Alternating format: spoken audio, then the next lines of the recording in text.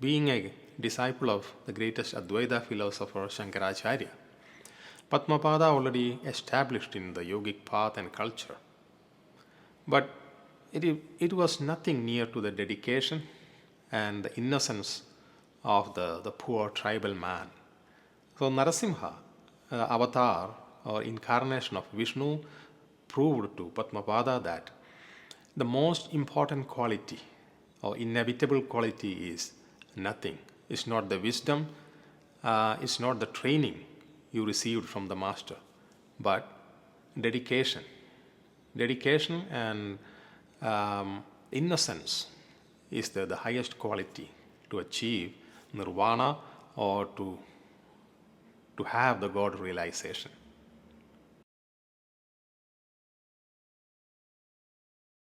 A young spiritual seeker, sadhu, was meditating deep in the forest for many years with an hope or with an ambition to see Narasimha.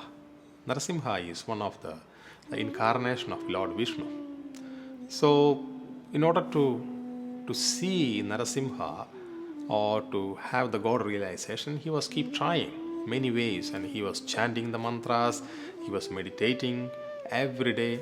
Even he skipped food and water for some time, but nothing happened. He was keep going on his track. And one day, a forest man, a tribal man, saw this young monk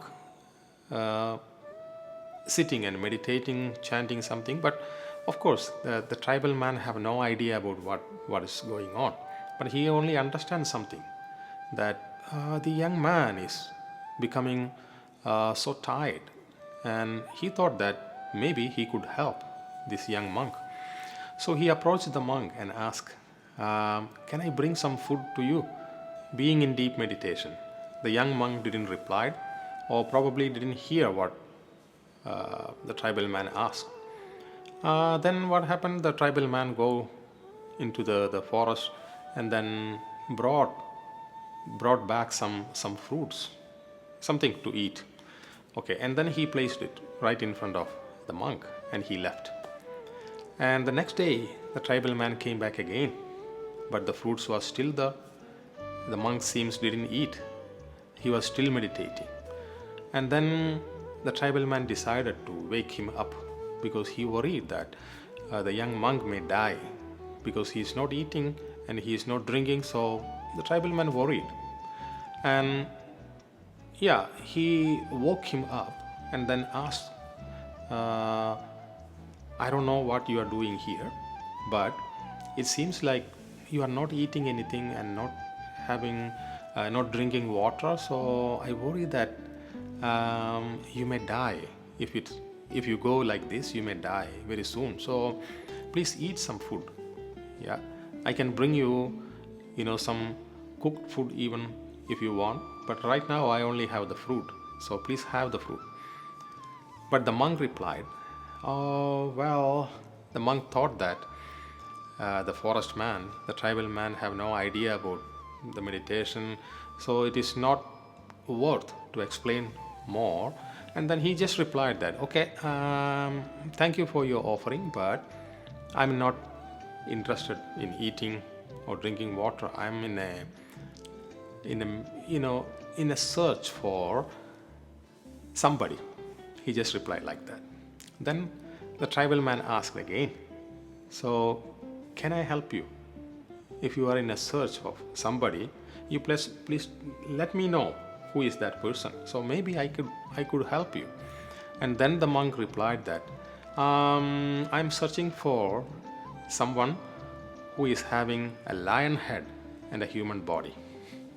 This is Narasimha. God Narasimha having a face of a head of a lion and the body of a human being.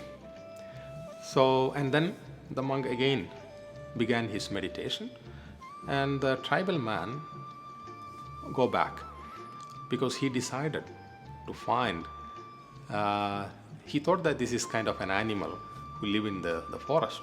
So the tribal man decided to find this, the rare animal. He just thought that this is a rare animal, because being in the forest for many years. He never met such an animal.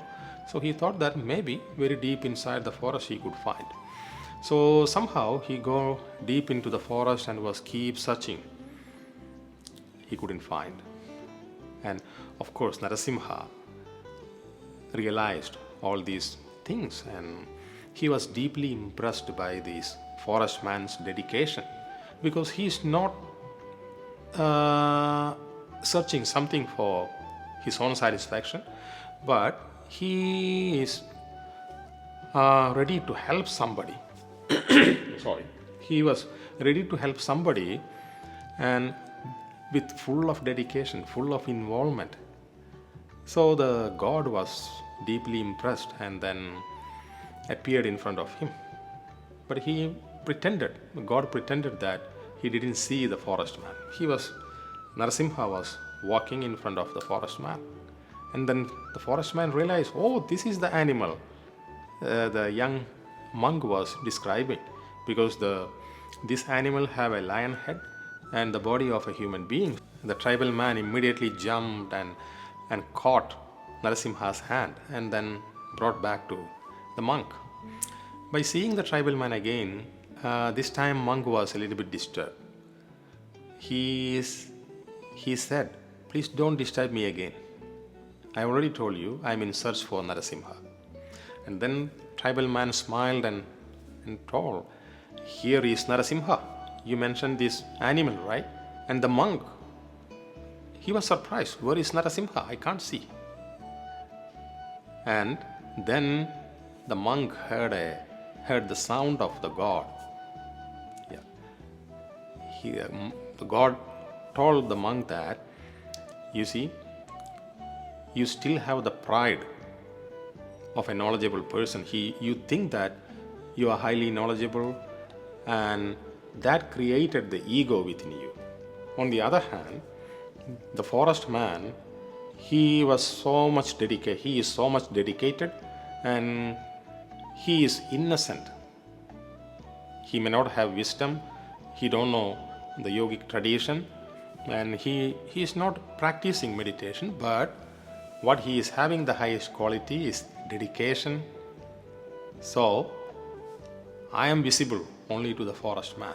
I am not visible to you because you still have the ego. You are not still surrendered. So when you able to surrender completely, surrender your ego and surrender yourself, and then only I will be visible to you. And then the monk realized that, the highest quality is nothing other than surrendering and dedication.